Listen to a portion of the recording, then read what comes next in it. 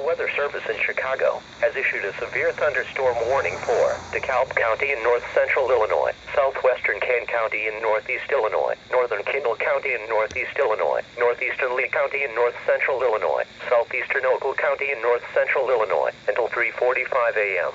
At 2:42 a.m.,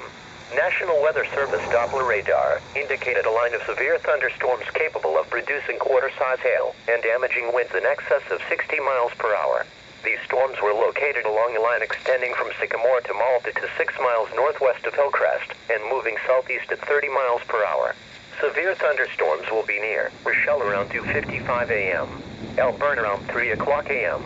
and Clear around 3:10 a.m., Waterman and Sugar Grove around 3:15 a.m., Little Rock around 3:20 a.m., Shabanoff, Plano, and Montgomery around 3:25 a.m., Oswego around 3:30 a.m., Yorkville and Sandwich around 3:35 a.m.,